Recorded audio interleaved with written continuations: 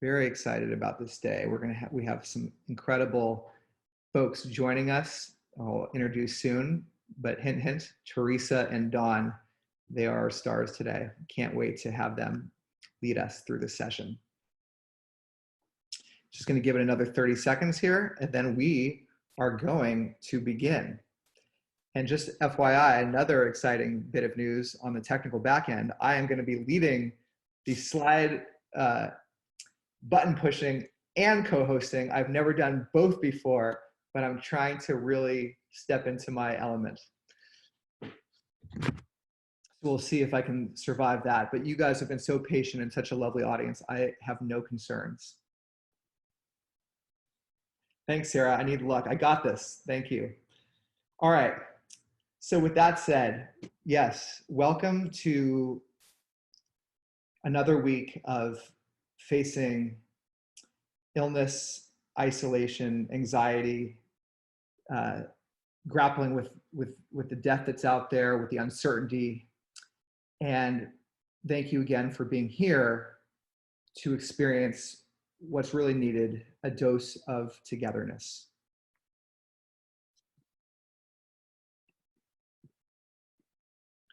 I am your host, Brad Wolf. I'm the executive director and founder of Reimagine.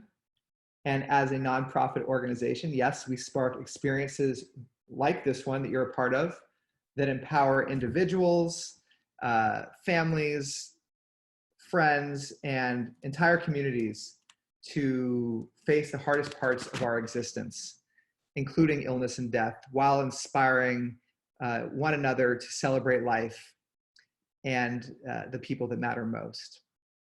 So on behalf of our partners at the Greater Good Science Center at UC Berkeley, who helped spark this initiative with us, it is my pleasure to welcome you to this Monday edition.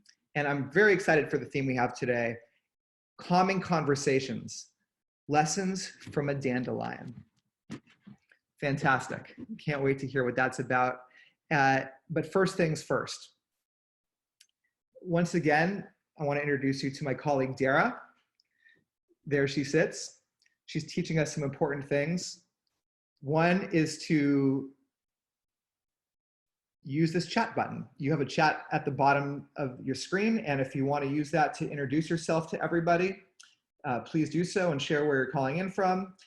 That is the main way of communication for most of the session until the breakout sessions, in which case you can use your mute button and unmute yourself. You're going to be muted through most of the session. You can unmute yourself then, and that will allow you to communicate. If you're calling in, you can use *6 to unmute yourself for the breakouts. And please keep your camera turned on, if you don't mind, during the session. That is the best way to feel your lovely presence. But if you want to be incognito, you can keep that off. Finally, if the chat gets too much for you, you can always close the chat at any time. And again, if you have questions, use the chat function and you can reach out to us at Reimagine. You can scroll down and find our name and ask us a question. Fabulous. Now we're going to start today by introducing a colleague of ours at Reimagine who's sat in meditation for thousands of hours and has trained people across the world.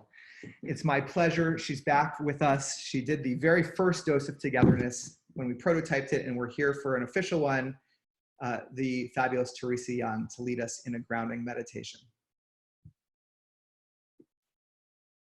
Thank you, Brad, and this entire Reimagine team. Just have so much gratitude for all the work that you guys continue to offer in the world, especially now.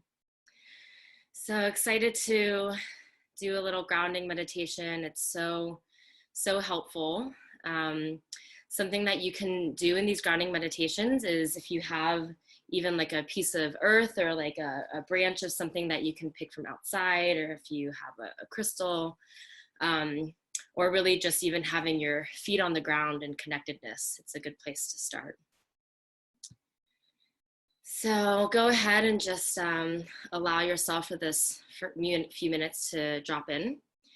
You can just feel your body. You don't have to do anything at all. Just notice your breath in your body. And you can start by bringing awareness to your breath and this simple feeling of the inhale going in and the belly expands, and the exhale going out, letting everything out. So the inhale coming in, the lungs fill, the belly expands. You can even see if you can feel the air on the upper lip. And then again, the exhale, you can make an audible sigh out. You're muted, so don't be shy. You can just let a out. And just bring in this awareness of your body in the space around you. Maybe feeling any clothes that's touching the skin or anything that's touching the ground. Feeling the sense of groundedness in the space that you're in. And if it's comfortable, you can close your eyes. Just allow your whole body to relax. You can bring in a visualization of a bright, brilliant white light, even just some sunshine, almost like you are this dandelion, this sunshine above you, coming in through the crown of your head and feeling it go down, all the way down your shoulders, your stomach, your legs, hips, calves, and all the way down through your feet. And just notice any particular physical sensations that might be standing out to you in your body right now, without paying too much attention to it, but just noticing it without any judgment. And maybe releasing any sort of expectation of what might happen or needs to happen. Coming into the space of observation, curiosity about current state, body and mind, spirit. And really taking this opportunity to ground into whatever state it is that you're in. And you can sense this light, this sunshine just washing all over you. And as you feel it wash over you, just releasing any tension or stress that you may be holding on to in your body right now. You can feel that light moving all the way down through your body, out the soles of your feet, and feeling this groundedness to the earth as your feet touches the ground.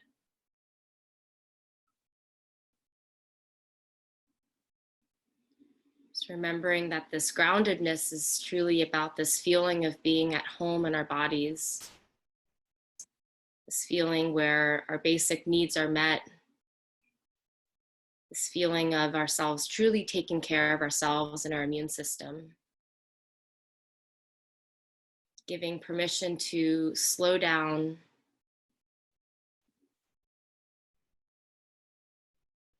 So as you feel your sitting bones grounding down wherever you are, you can almost feel your spine just find a little bit of length. So you root down through your sitting bones, you feel your feet connecting down, and at the same time you feel the spaciousness rising up from the belly, the ribs, a lot of space in the areas around your heart. And then reaching up through the crown of your head, like you're reaching up for that sun. So you feel the sense of expansion while keeping the sense of groundedness.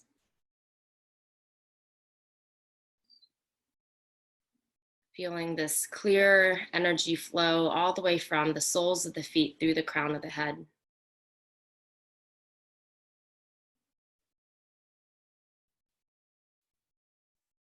As you feel your feet on the ground, you start to bring in this vision of rooting down, maybe even growing roots all the way down from the feet into the earth.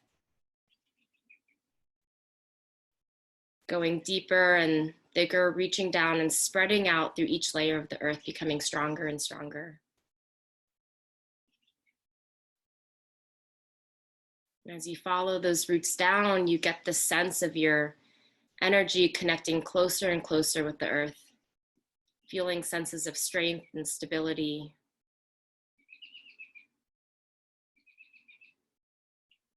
And as they grow down and connect into the networks of all the other roots forming under the earth, we feel this sense of deep connection with all of nature, all of the planet, and each other.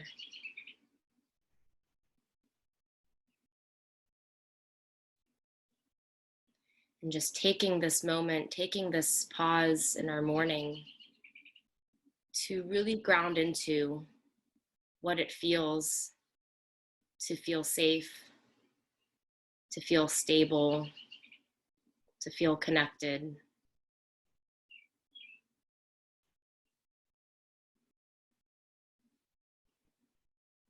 As you start returning your awareness to your breath, your body, and opening up that inner ear to the sounds that are around you. Reminding yourself to allow yourself to truly nourish, have good food, have good sleep, taking care of the things in our home space, utilizing the time that we have these days. Maybe going for a walk and connect with the earth, walking with our bare feet outside.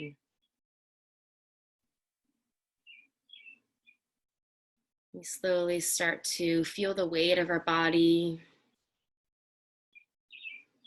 coming back into the physical space we're in. Feeling the slowness and presence of the breath. Feeling the allowance of your overall pace and attitude towards life today.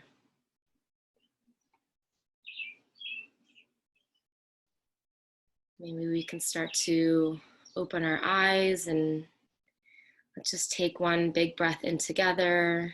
And if it feels good, you can even go ahead and reach your arms up over your head, stretch your fingertips up towards the sky, reaching for that sun, feeling that sunshine. And as you exhale, just let out a big, clearing, audible, allow the arms to come down. Maybe allow the corners of the mouth to come up and find yourself in a nice smile as we look back out into the screen, connecting with each other. Welcome to the day. Thank you so much for sharing this opening meditation together. Thank you, Teresa. That was so nice. And I don't know if those were real bird sounds you were able to import, but that just added, as you talked about nature and we could hear the flittering birds around you, it just really, I don't know, it just feels really nice. So thank you for that multisensory experience. You're welcome. So now I'm very excited to introduce to you Dr. Dawn Gross. She'll be sharing the inspiration part of our day together. Dawn is a really acclaimed hospice physician in the Bay Area, which is a career she pursued after her own father's death. She was subsequently invited to join the palliative care team at UCSF. And Dawn has created and hosted the first of its kind call-in radio program, Dying to Talk, on 91.7 FM KALW, which is an incredible show and was a big part of Reimagine's beginnings. She is also the co-founder and CEO of the education and communication training company Dialogues that helps people think through and prepare for their own end-of-life experience. And we're just so thrilled to have Dawn sharing some words of inspiration. Exactly right. And she could name who I identified as my family. And she could also articulate what being a burden means to me, meaning I wouldn't want my family to interrupt their lives, that I would want them to keep going about living their passions and not have to stop that on account of me. And so I really acknowledged her for that. And then I asked her, now, Isabel, how do you reconcile those two cards at the same time? At which point this 10 or 12-year-old kind of had this look of terror, like, oh my gosh, I don't know.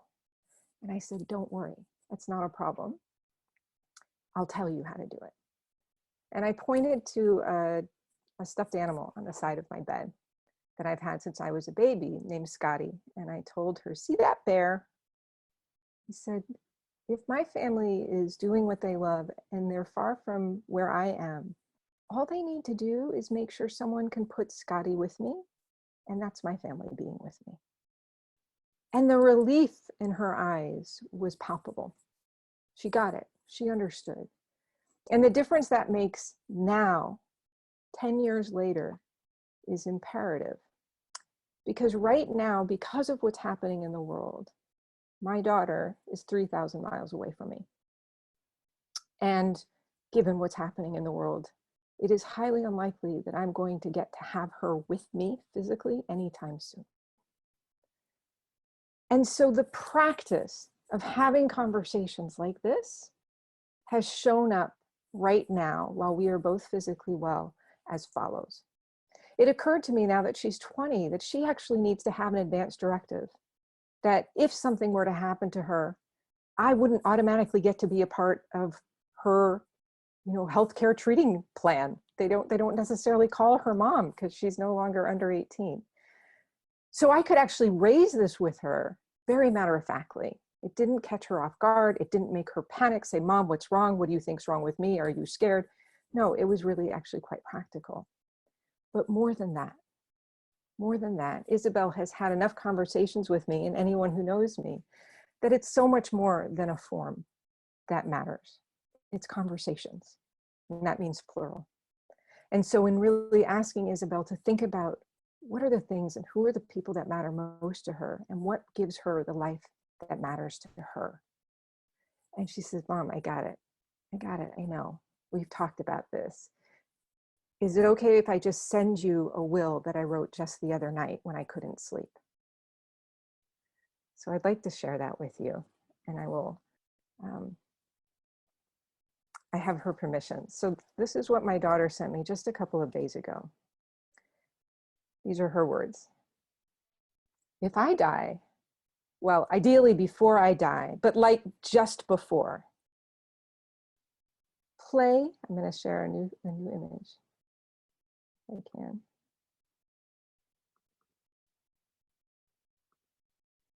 Oh, I don't think I can do this one as deftly, sorry. Well, anyways, she says, play the Spirit Stallion of Cimarron, the movie from the very beginning, and let it play out fully.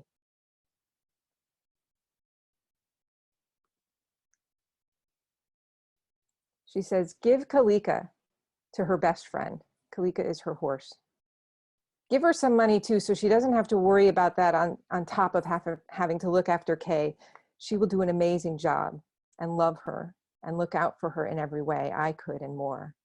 But also she will be a good challenge for her, and they will both grow, and heck, maybe she will bring her all the way to Grand Prix. See, you don't know which one I'm talking about. Mysterious, even in death. I love you. Say it back. I don't think I want to be cremated, but being thrown off of Twin Peaks sounds nice. The Market Street facing side, but from where you can see the Golden Gate Bridge. Don't do it up at the tourist top, at the curve in the road. Either after the straightaway or at the lower curve and right before it turns back in toward the bridge.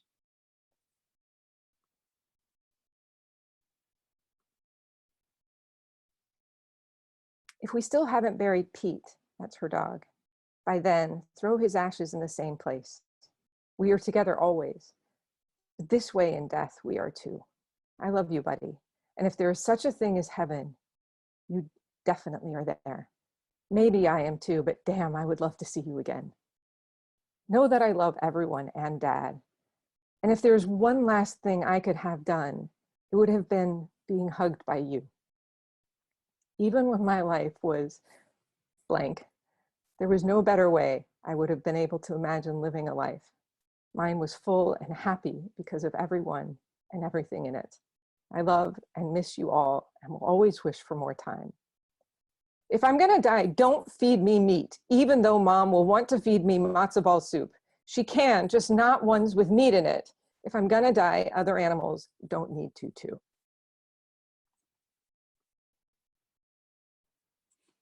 I hope what you can hear in this communication from my daughter is really the power of advanced care planning conversations.